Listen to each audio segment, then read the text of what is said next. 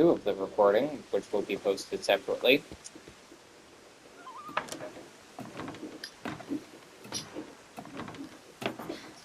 Have you even posted any of the videos you recorded at all? Yeah. So far, besides on it this now. game, I'm doing it at the same time, posting them into If parts, she told me but I there was don't going to have be to so cut or much anything. climbing, I never would have come when I was 22 weeks pregnant. There. Look at that. Look at that sentence right there. It said 22 weeks pregnant. It's 17. What the? Oh no. People can't be getting away with this. Yeah, people really can. I knew someone in my math class who was 16 and I think had a 4-year-old I daughter. think he and my mom had Which it begs in the common. which begs the question: who in their right mind would fuck an 11-year-old? So what the fuck? Okay, you weren't listening as per usual. No, I heard you, but I'm recording, sir. Yeah, that's content. Yeah, fair enough.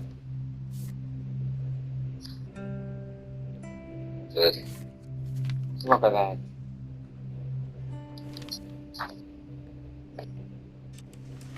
Dawn, I promise, you'll never forget this weekend. Yes, sir. These memories are gonna last a lifetime. Hmm? Am I gonna have to shoot anything? It's a hunting trip, Dawn. Shooting is strongly encouraged. Perfect. It's gonna rain the whole weekend, isn't it? I will never forget this weekend, Dad. That's the spirit.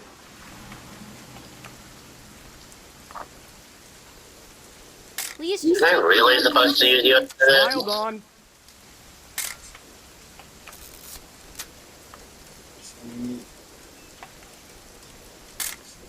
Okay, got it. I'm gonna take some pictures, okay? Just be careful. The camera's older than you are.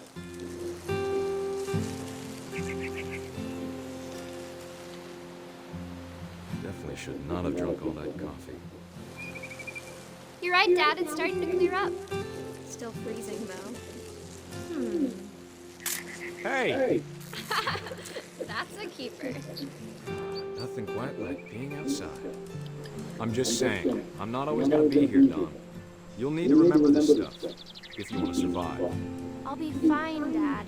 You know who else thought he was gonna be fine? Some guy who died. Dawn, I'm being serious. I know, Dad. You're always serious. Doesn't being out here make you want to chill out? Well, to tell you the truth, I haven't been out here in 20 years.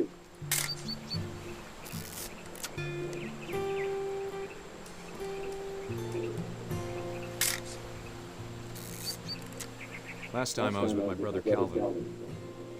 Man, that was a great trip. Dad! Good eyes, Dawn. Before you take the shot, let me get a picture of you.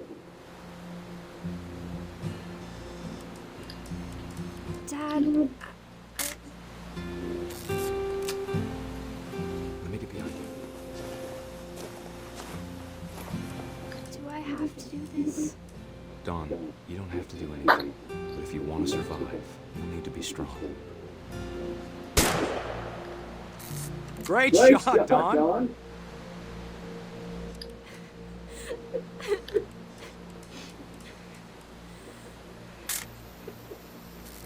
I'm proud of you, Dawn. Always remember that, okay?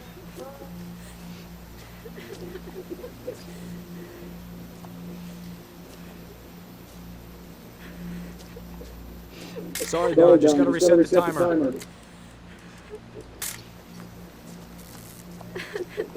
Gotta go.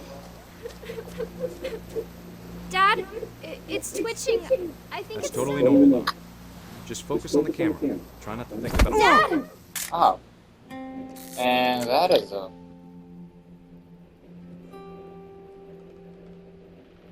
That's a bit weird. That was a headshot. Of all these stories, that's the one I wish most that my mom had told me.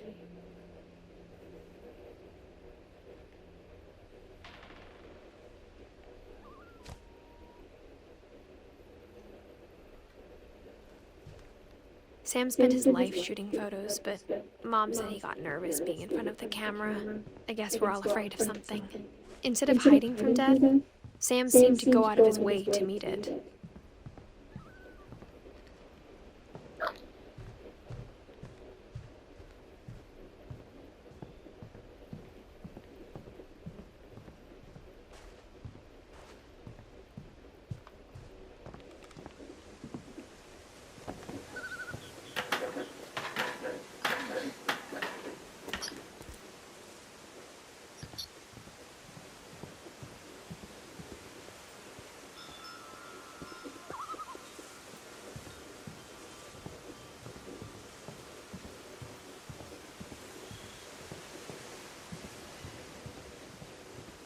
Hey, wait, look, it's the swing that kid flung from.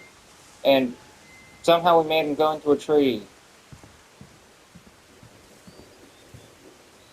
We managed to do that.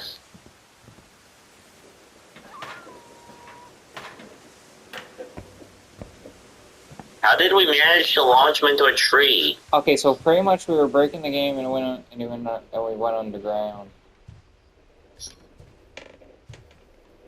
What do you mean we went underground? So basically, he was going into the tree and ground at the same time, and boom, straight into. How did we make him go into the tree? After Sam died, Okay, so pretty my much mom and Edith got really collisions. close. That's all I both can lost say a lot. because I have no other clue.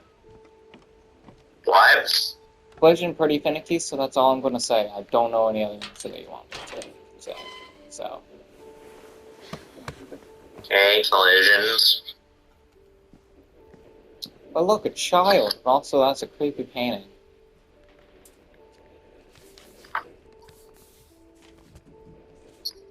Divorce contract.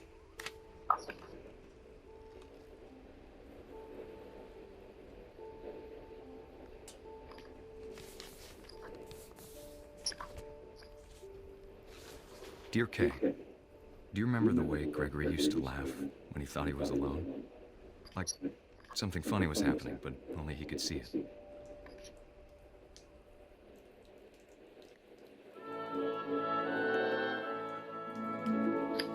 I think he saw things the rest of us don't.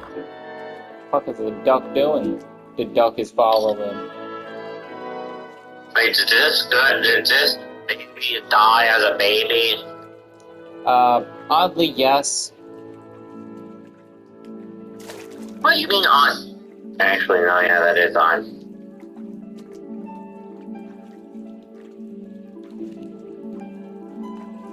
I hate this game. It's time to... Hold on, sweetie. Hello? Yeah, as you can see, oddly, yes. Sam, I told you I don't want to talk right now. I wonder what he saw. But his world... Does the baby drown?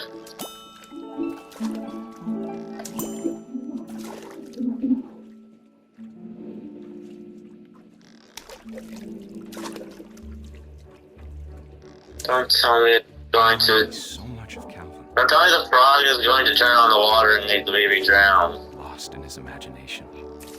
Whatever it was, he saw.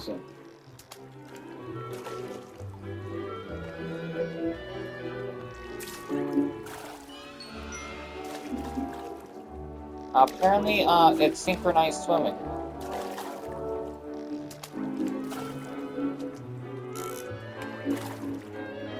It sure made him happy.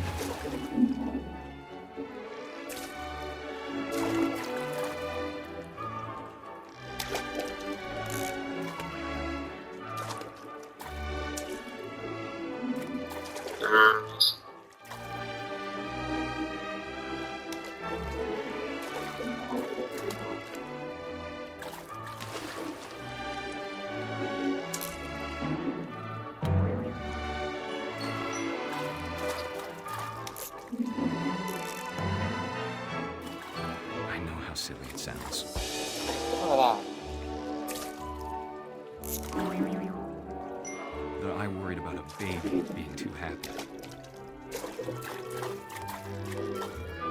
But I could feel him slipping away. Sorry about that, Gregory. I know you did everything you could. Maybe if I hadn't called that night. Damn it. Hold on, I don't want Gregory to hear this. that.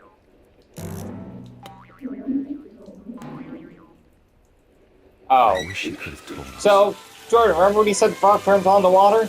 about the world we saw. Keep doing this. I don't want to watch this anymore. Okay, you don't have to watch this part. There's so much I don't understand. About Gregory. Hey, we're a frog. About everything. What will it take to not watch this game? You don't have to watch anymore if you don't want to. But I know what happened. Thanks fucking... Yeah, my phone was overheating anyways. I'm sure he's happy. And he'd want you to be happy too. Good luck, Kay. Love, Sam.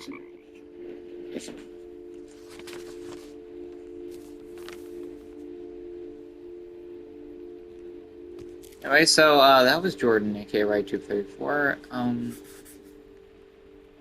Yeah, he got pretty far. We're almost done. Actually, we have 1, 2, 4 more people.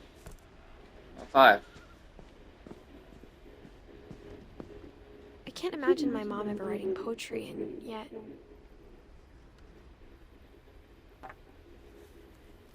A poem for Gus, who always said the wedding was a bad idea.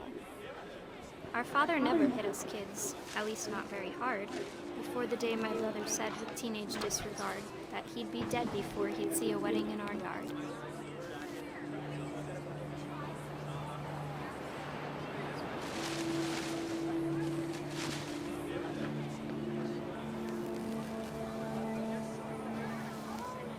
My father made him come, of course, but Gus stood far apart, just flew his kite and bottled up the storm inside his heart.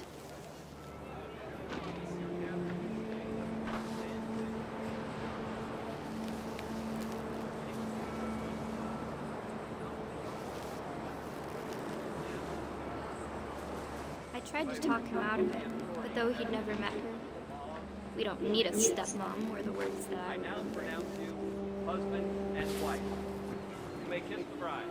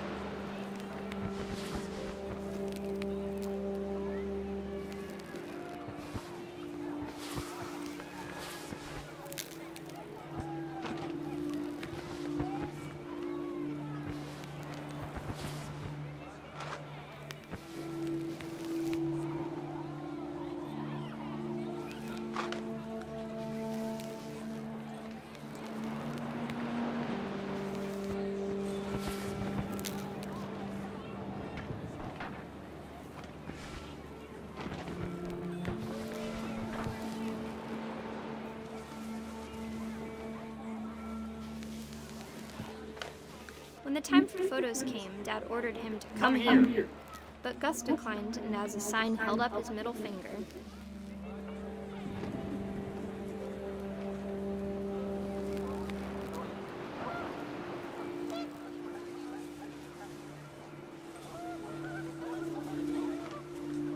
wind picked up, and panicked geese appeared and quickly went. But all the humans did that day was go inside the tent.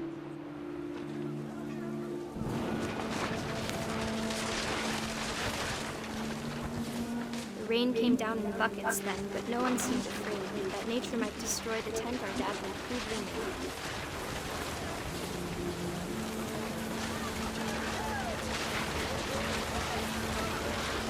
The thunder sounded much too close and full of angry power. But all my father said to this was, "Make the music louder."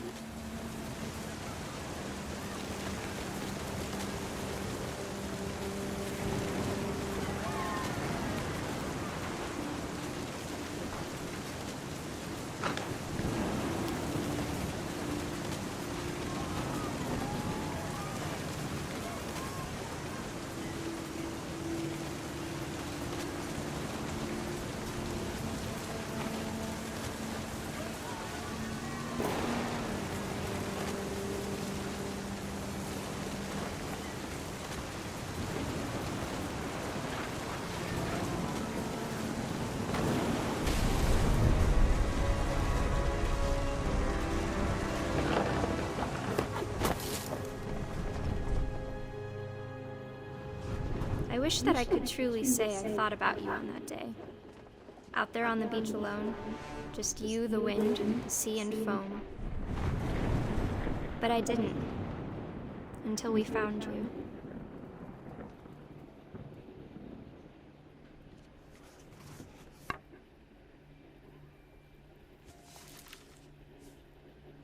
She never talked about him, but Mom told me once if I was a boy, they were going to name me Gus.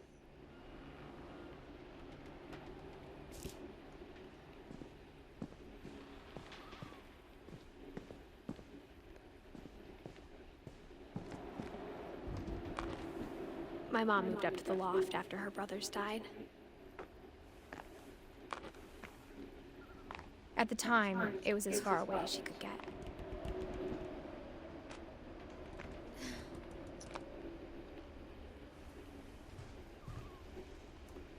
Religion was another thing my mom never talked about, but I think it helped her a lot after her dad died.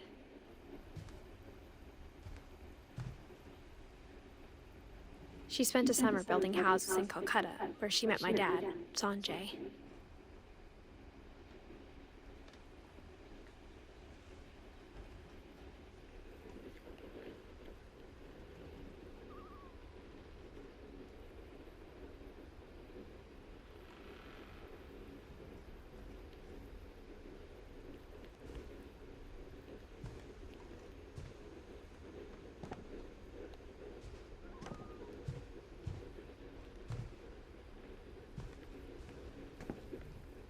My mom moved to India a week after graduation and got a job teaching English. Louis was born a year later.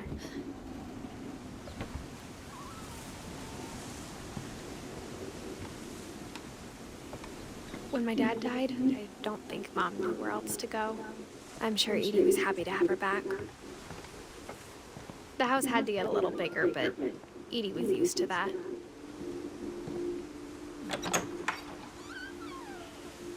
And for a while, things were good. Almost normal, but it didn't last.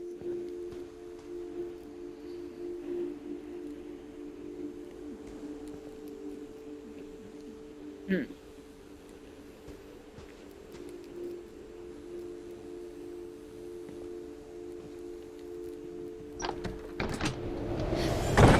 beginning of the end was Milton's 10th birthday, when Edie gave him a castle.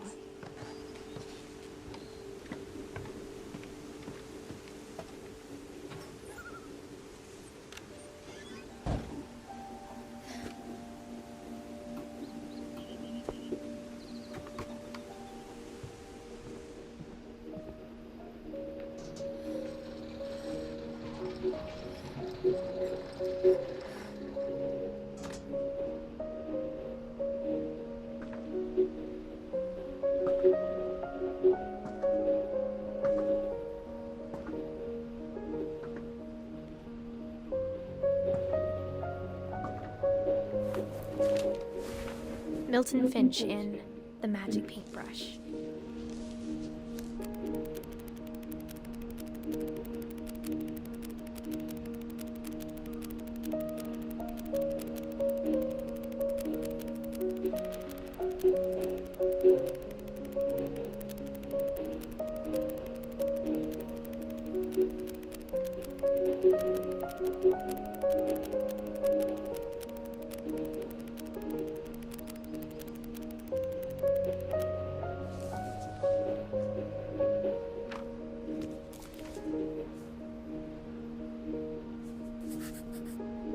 I was 4 when Milton disappeared.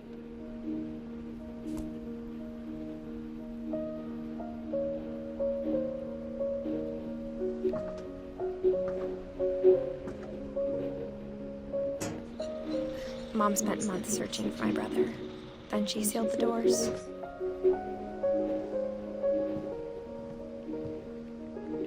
Whatever Milton had found in the house, Mom didn't want it getting out.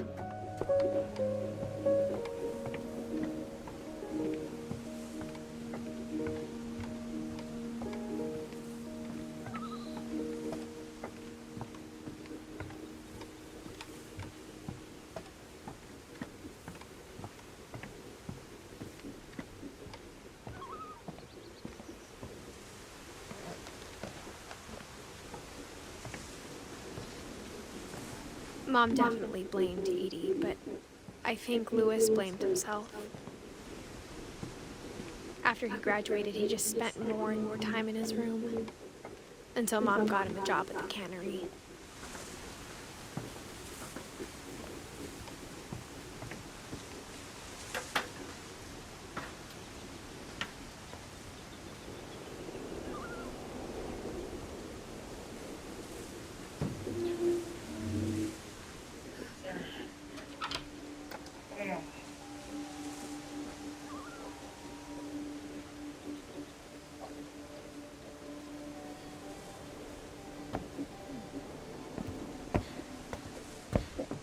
Lewis's room smelled very, very familiar. That part of him lived on.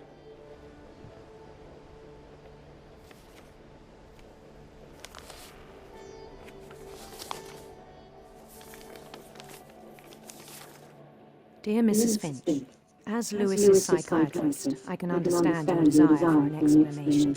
As I see it, the trouble began in January, shortly after we convinced your son to seek treatment for substance abuse. Newly sober, I believe Lewis first noticed the monotony of his daily life.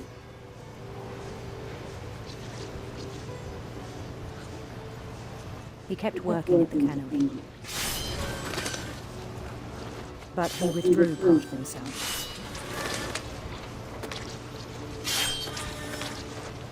In our sessions, I saw the same behavior. His mind began to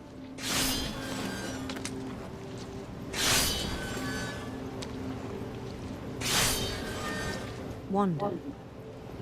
I asked him to describe it. He said he started small, imagining a labyrinth. He'd feel his way about. Then something moved.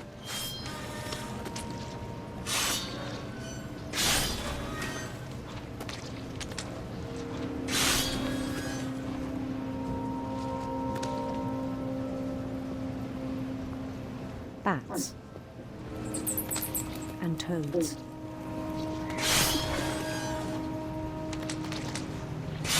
And things that have not names. He knew it was all in his head. But he took it very seriously. I had hoped he'd find himself.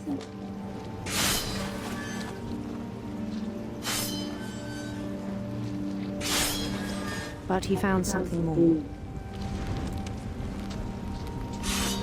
I worried about him then. Daydreaming at the cannery.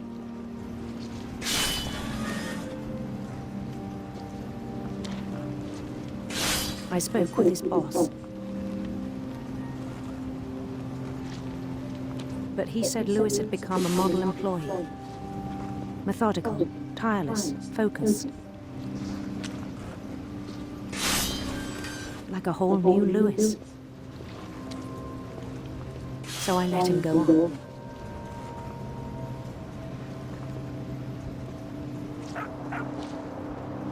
I even encouraged him.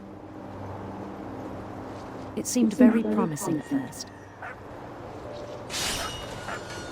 He told me he'd made a new friend.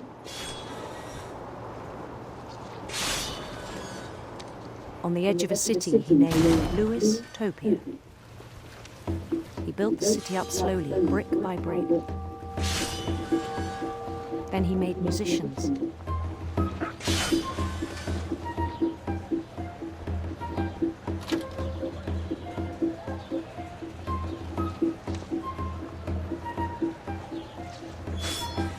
And songs for them to play.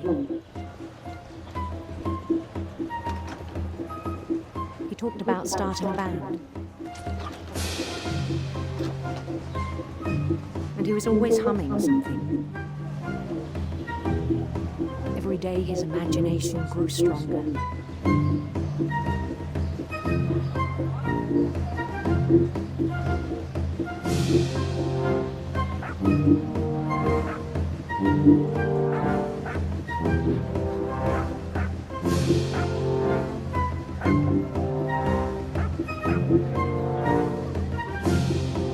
He no longer spoke of the cannery.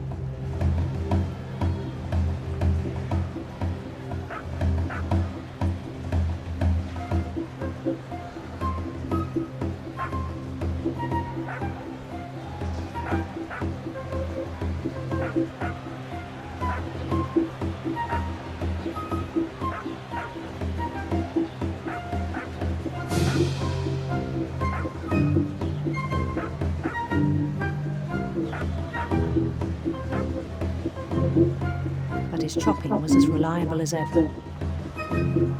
Then one day it struck him that all the cheering crowds, even the stones under his feet, were all in his imagination, so he could do whatever he wished.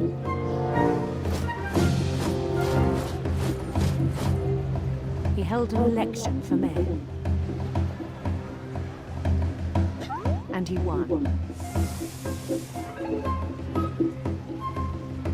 They begged him to stay, but his mind was already wandering.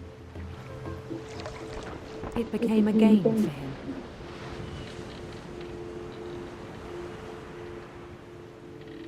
He'd conquer a city, then immediately push on. New Louisville.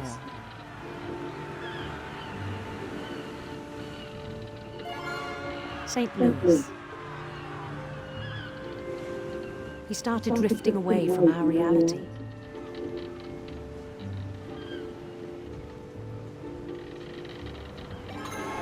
Minneapolis, until one day he forgot to go home from the cannery.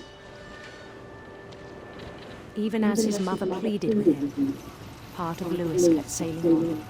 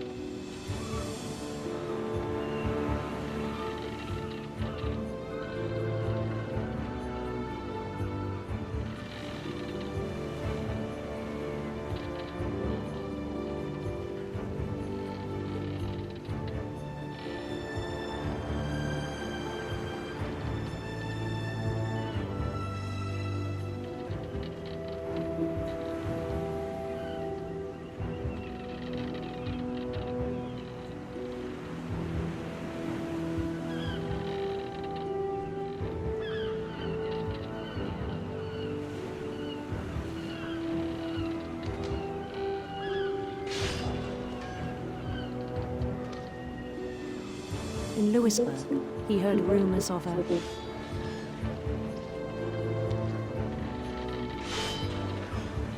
handsome queen.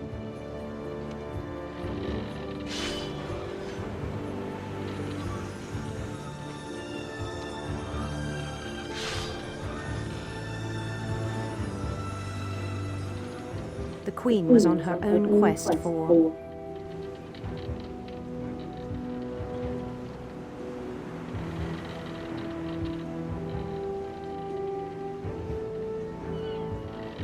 radiant rainbows.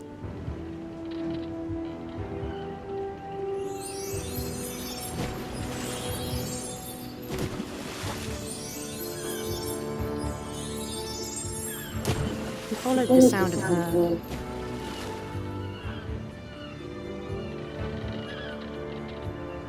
silver harp.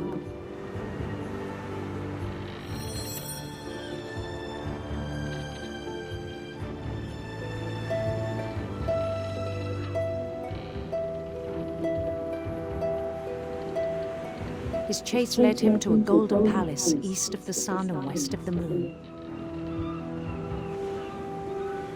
Even then, his logic remained sound.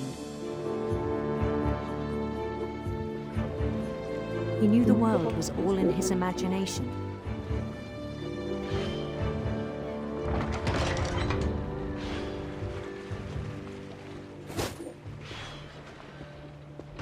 But he was so proud of having created it.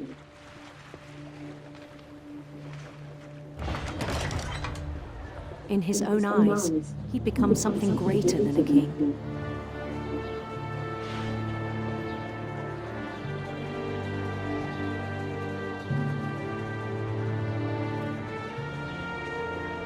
For someone who'd never known success in the real world, I think it was overwhelming.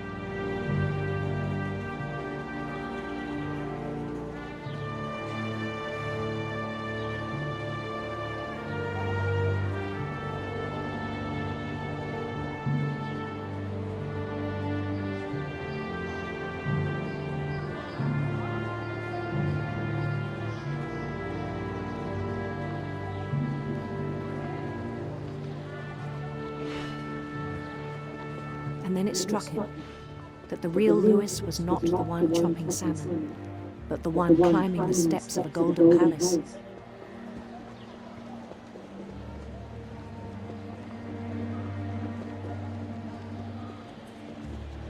My imagination is as real as my body, he told me. It was hard to argue with him.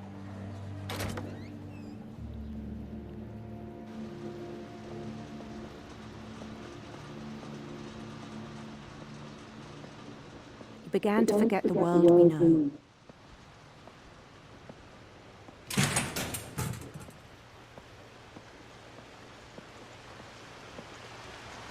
I think it pained him to remember Lewis, the cannery worker.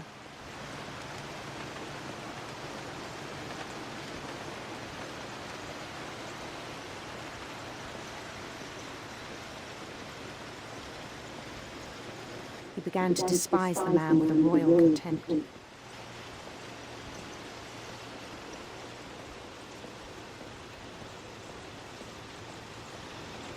I still thought I could save him.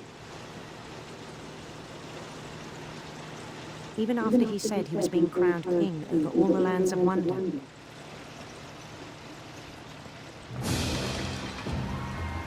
The palace would be packed with his companions.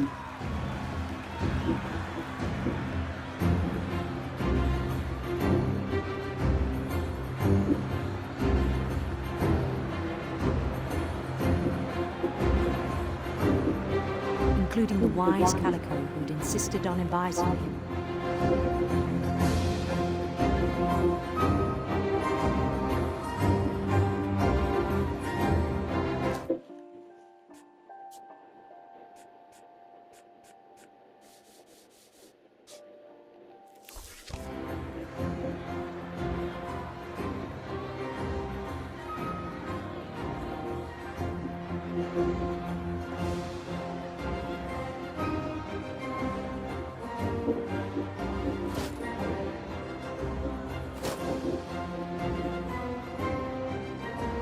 His queen waited, holding his crown.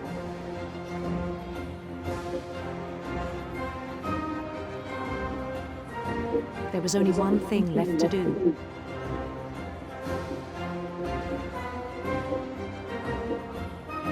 Bend down his head.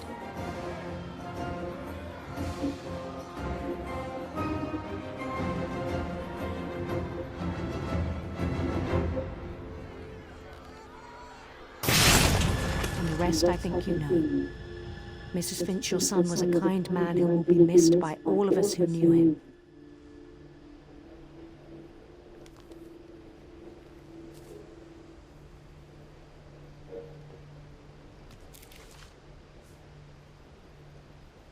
My brother was really cool.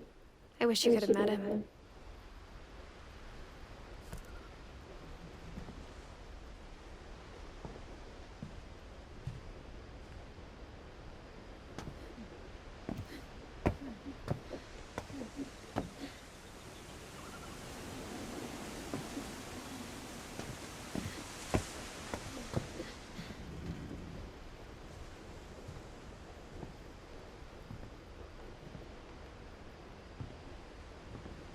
Lewis and I spent a lot of time playing games together, but he was surprisingly bad at them. He died a lot.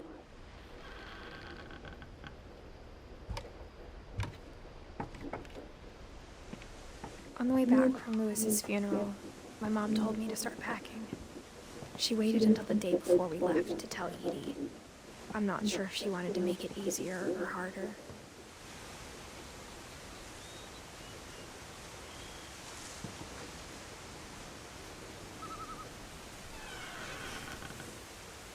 I wish we'd stayed. But I understand why we left. What happened that night had been coming for a long time. Maybe it should have come sooner.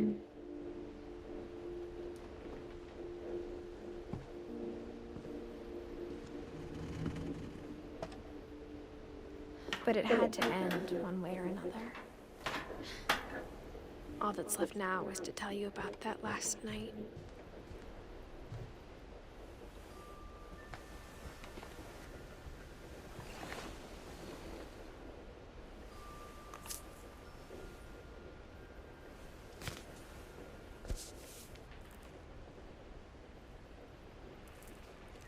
We are Edith Finch. That whole last day, Edie just watched us pack and didn't say a word. Until supper, when she raised her glass and said, "To our final night together, and all our final nights apart." Grandma, you know what I said about alcohol. Some of your medications are very specific. I left a present for you in the hallway. Why don't you go open it? The grown-ups have to argue now. I'm sorry, you're right. We're all leaving tomorrow. Let's just enjoy our last... I'm not leaving. Edith, you're excused.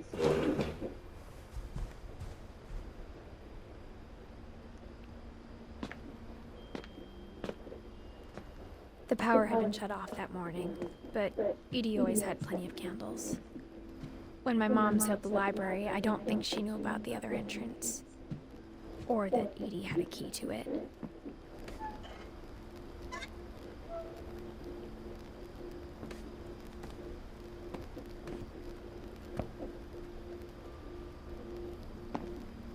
That thing you're afraid of isn't going to end when you leave the house. Edith has a right to know these stories. My children are dead because of your story. I think it's best if Edith and I leave tonight. We'll have the nursing home send a van for you in the morning. Okay? Dear Edith, there's so many stories I wish I could tell you, but there's only time for one. This is about what happened on the night you were born. That night, the tide went way, way out. It was the first and last time I ever saw the old house aground. There'd been an earthquake out in the middle of the ocean. They called it the lowest tide in 1,000 years. God, it smelled awful. You know, I've seen that house every day of my life. But I never thought I'd go back to it. When the fog rolled in, I lost my way.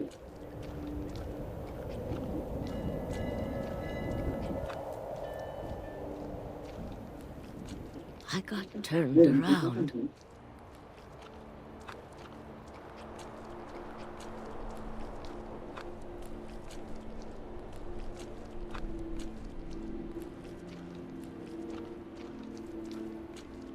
For a while, I wandered. I started seeing things.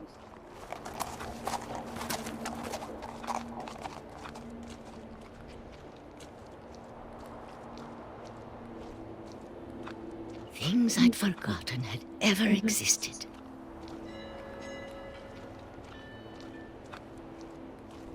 But when I saw them, they felt like old friends. That night, a lot of things came back to me. Or maybe I came back to them.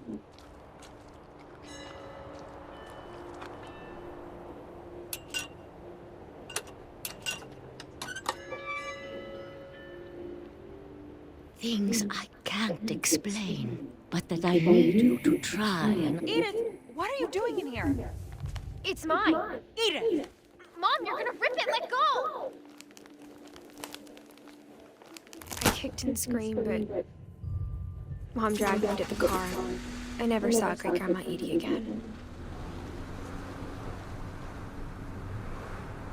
The next morning, the van came to pick her up, but she was already gone. After that, we moved around a lot.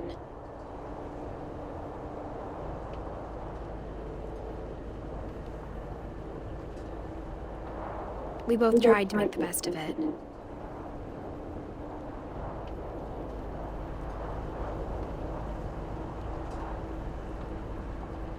A few years went by.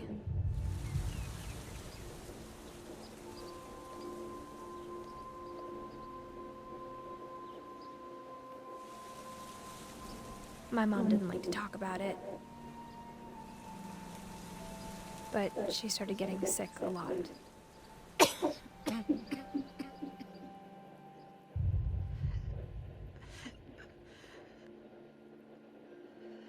She got better for a while, and then she didn't. And then I was alone. The last Finch left alive.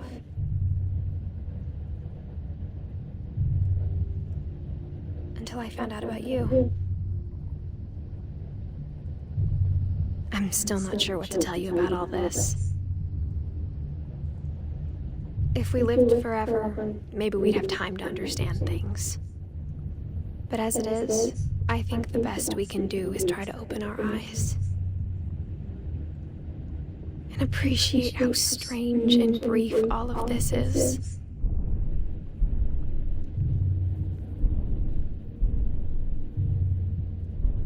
This journal was supposed to be for you. But now I hope you'll never see it. I just want to meet you and tell you all these stories myself. But I guess if you're reading this now, things didn't work out that way.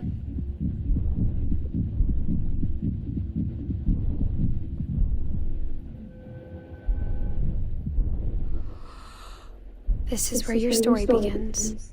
I'm sorry I won't be there to see it. It's a lot to ask, but I don't want you to be sad that I'm gone. I want you to be amazed that any of us ever had a chance to be here at all. Good luck.